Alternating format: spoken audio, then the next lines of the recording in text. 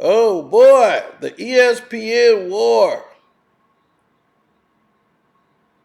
This has been something next level crazy. Pat McAfee is allowed to go on national television and call out Norby Williamson. Norby Williamson is the biggest a-hole in any producing anything. His control over ESPN, normally mainly SportsCenter, has been legendary. This is a man who told Boomer to cut off his mustache. He told Bob Ivy, whatever, to cut off his beard. He told Stan Van Gundy to make sure he don't forget to cross his fingers when he's on television. He is the nitpick man of sports and television and what it's supposed to look like. But he's old school. Pat McAfee style is very hard for people to adjust to.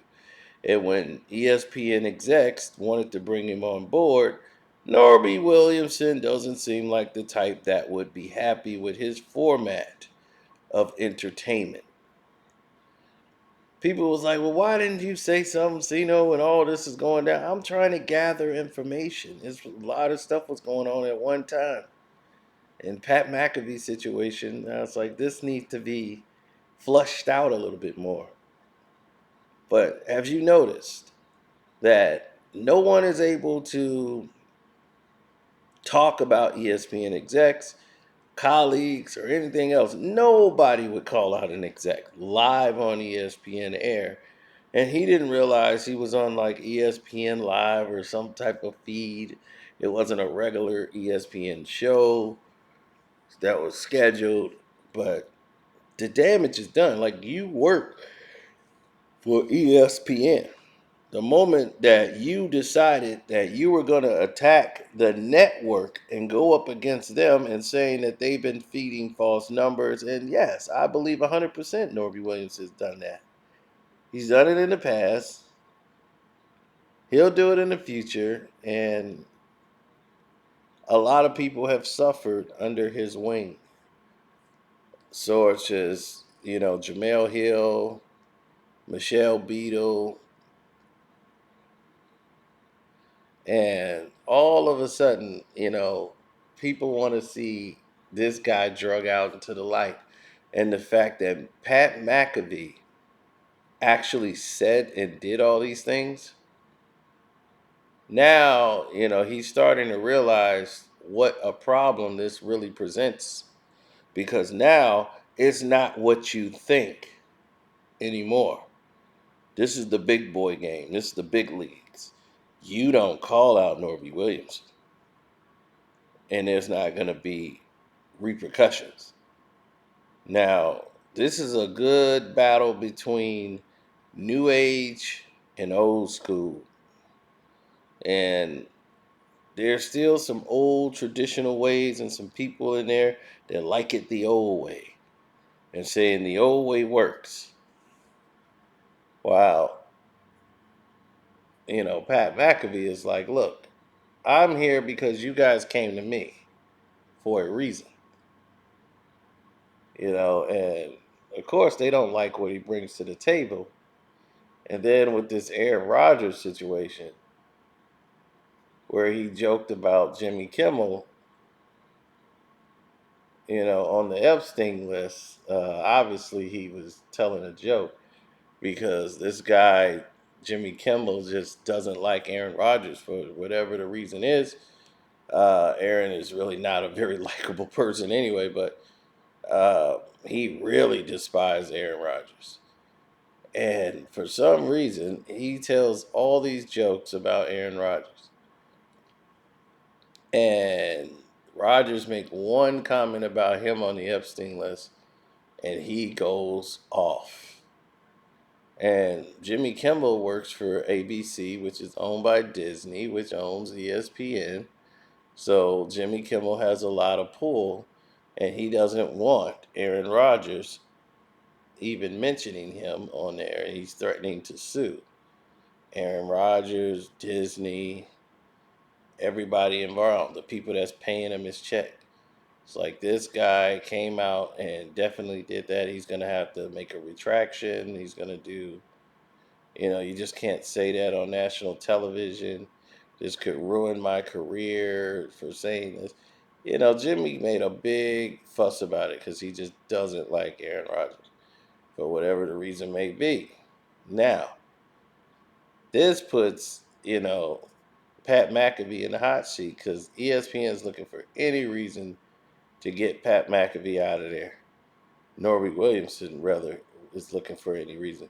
Everybody else is like, this is Pat McAfee. We paid him all this money. We're not going anywhere. Now, Pat McAfee is known for, not working out through his contracts. So that's kind of like his reputation of not finishing a contract. And with this thing with ESPN, people thought he was trying to get himself fired. Like, dude, are you trying to get fired?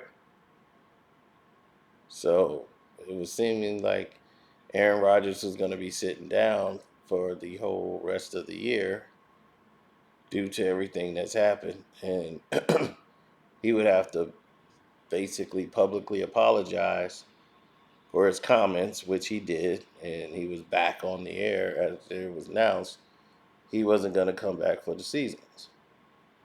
And then fans jumped on his back because they were like, dude, you just turned your back on Aaron Rodgers. And it was kind of like he was throwing Aaron Rodgers under the bus.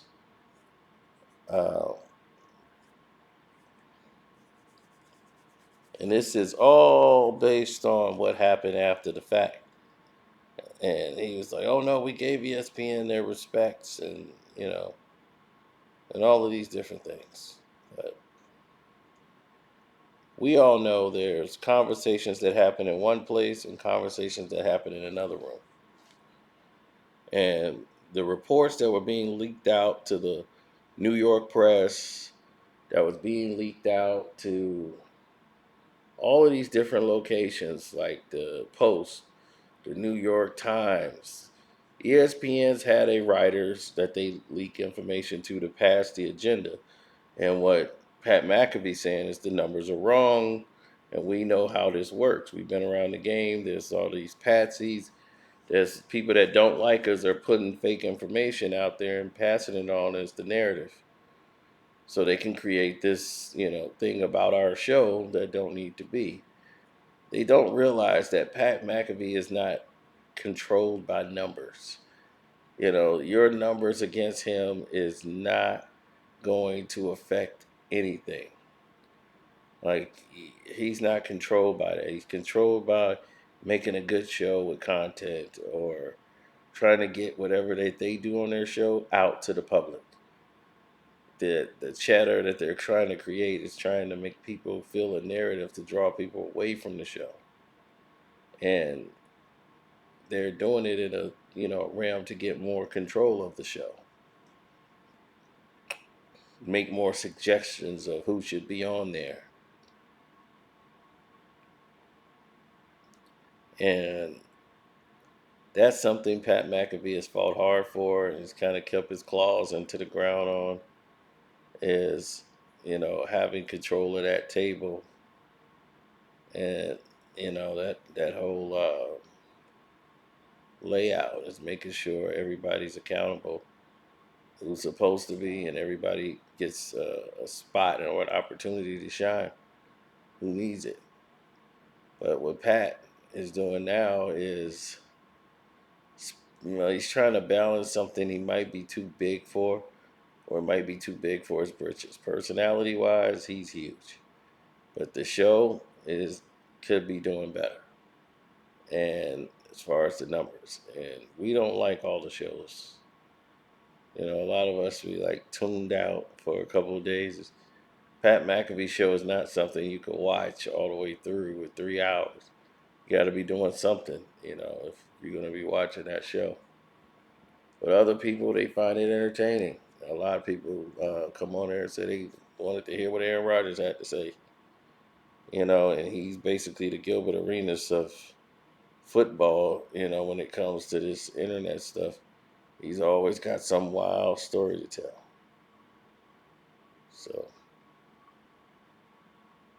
So people gravitate to this, but the biggest thing here is how fast would a black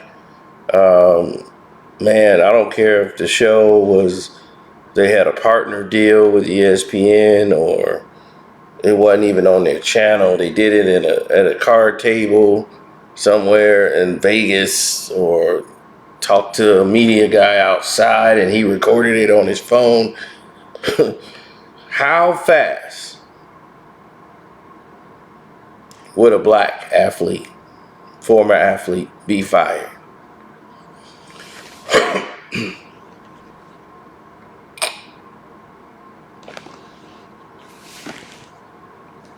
And I mean that seriously. How fast would he been fired?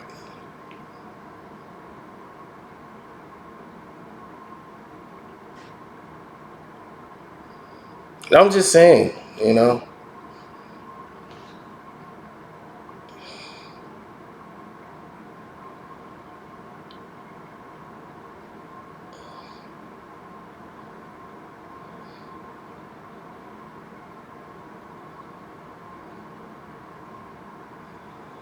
I don't think, I really think this is something different. I really feel this is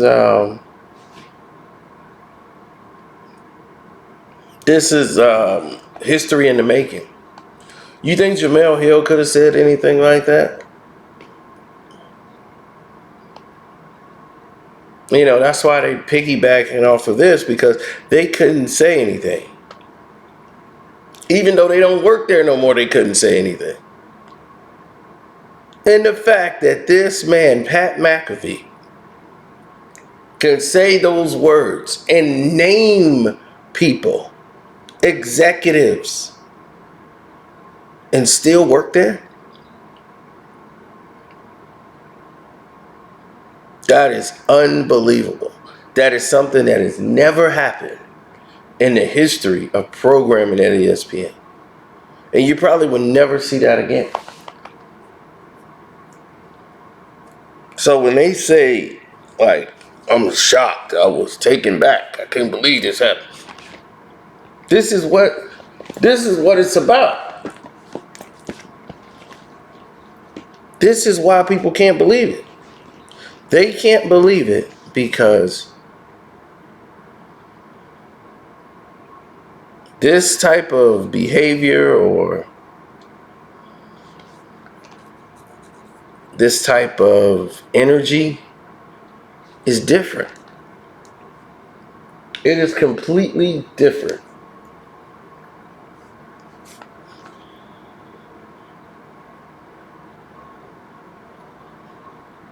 We've never seen this done in sports.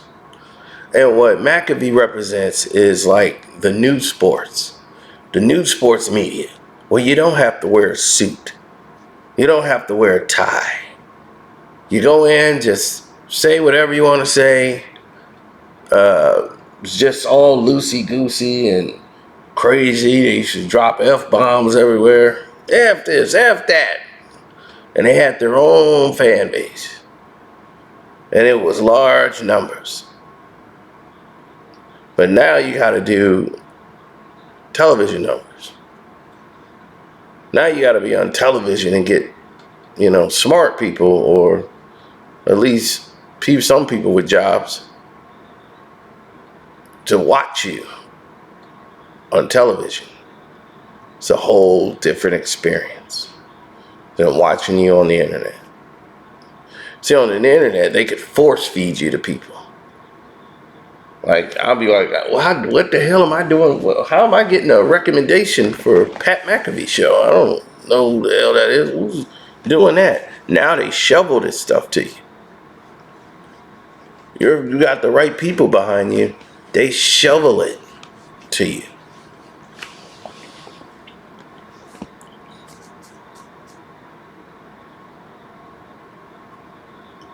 Well, it's a lot of people that want to run their own program, and when you have your own program, your notes, your talk points, and all of these things really matter. So all your ducks need to be in a row when you're making these accusations or rumors or anything that's in totality.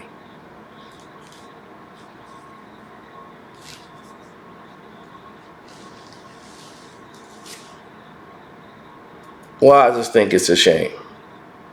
I think it's an absolute shame that the sports world and the sports media, that we have no outlet, we have no type of distribution for ourselves at this point in age, as a, what you would say, a businessman or sports entity. Why everybody is so happy with being individuals instead of partnering? Because when you partner, you've opened up doors for yourself. You open up an avenue where you can go and earn your own revenue. You can't be too quick to jump out and jump at. And that's what I tell people a lot. Those who jump out and jump at, they suffer a greater fate than anything we know. Those people suffer on a bigger playing field than the rest of us.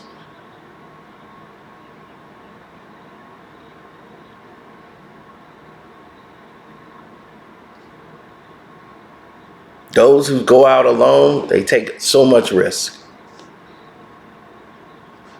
This internet game is not for everybody.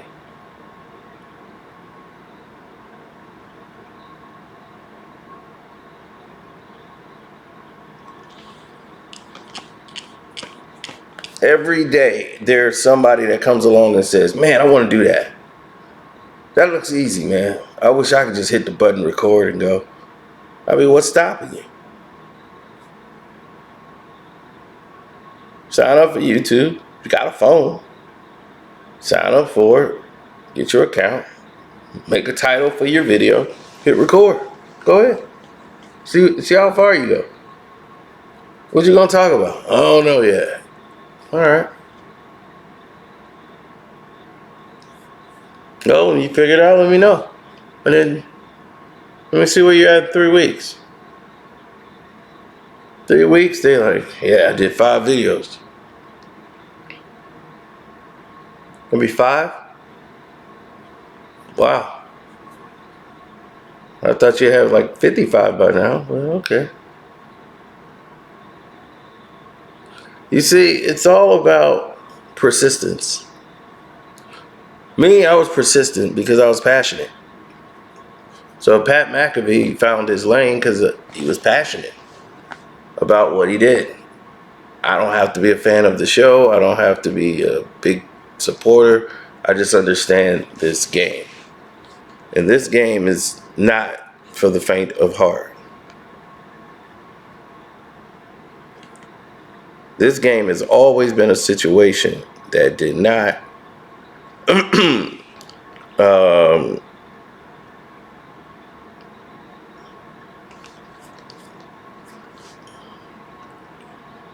well, you gotta look at it. When you take a flamethrower to ESPN, you called a rat to the New York Post who's going to write about your show. And all of this did not get him a write-up, did not get him fired, did not get him anything. Where in the world does that happen?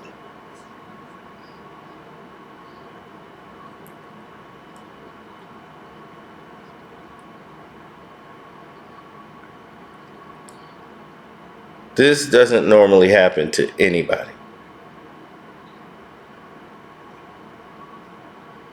So everyone says he must be trying to get fired.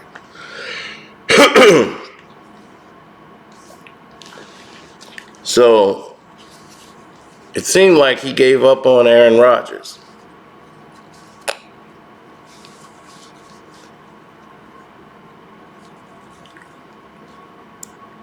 And then Rodgers was out. And they was like, look, Aaron Rodgers is Aaron Rodgers, and he's not going to apologize. And he insulted ABC. So now he was like, look, he put me in it. So now Rodgers was out. But Rodgers has always been out after the football season, really. He's not there with his Aaron Tuesdays or whatever. He's never really there. Rodgers is normally out. He's not sticking around. So now that the season's over, he was going to go anyway. He just started his season earlier. But the football season is still going on, and now they're in the playoffs, and next thing you know, he's back.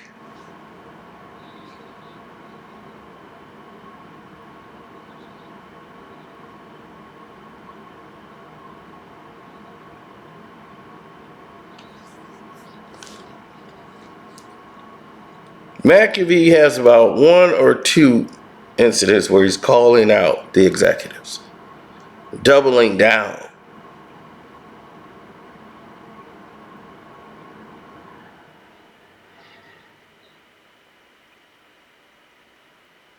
Yeah, he names more specifically Norby Williamson. So the people who don't know in the background, so people sitting at home, is now saying this guy's trying to sabotage our show. Going there, writing these articles, putting fake numbers up, trying to give people and they're trying to sabotage what's happening here. While there's people at ESPN who wanted this deal to happen, Norby is not that person because he has no real control over how this show is ran. He can't tell Pat McAfee what he should have on his desk. He can't tell him that AJ Hawk needs to stop looking like Herman Monster. It's just like he can't do the job he normally do on SportsCenter because it's the Pat McAfee show. This is his show. This is what he wants to do. This is what works. Now,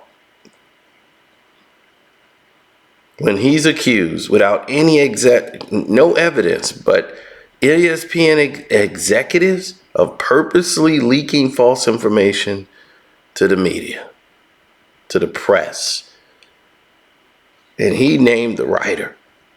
So even if he knows that, he got to have absolute effing truth.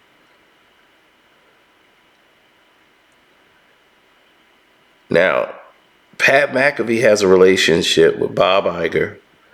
He has a relationship with the president of ESPN as well. So he probably felt, I'm in a position where I could say these things, and it's not going to hurt me. And he's right. They're not going to care. And from the looks of it, none of them have.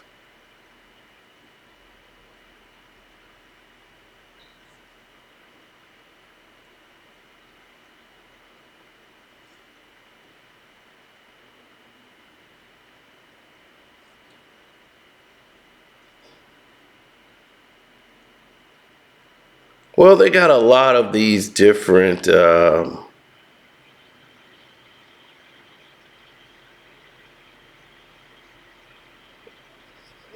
when you see the type of bravado they have, these right-wing shows are going to go in there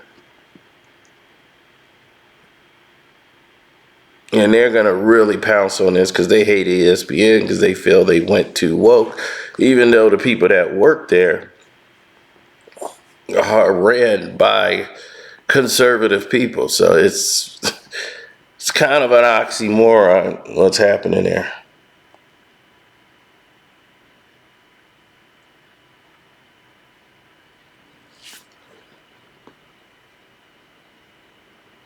So I'm going to say it like this. Pat McAfee is what it is, and that's just it. Everybody else, I want to say thank you. Shout out to everybody in the game. Kwame Brown, HD, welcome to HD TV. Ticket TV, Mondo Black TV. I'm going to call it a day and get ready for these games, man. But Pat McAfee is going up against the people that's got to cut him a check and on their platform. And let's see if any African American is able to do this and remain in their position. It would never happen. And they talk about diversity, right? Yep, I'm out.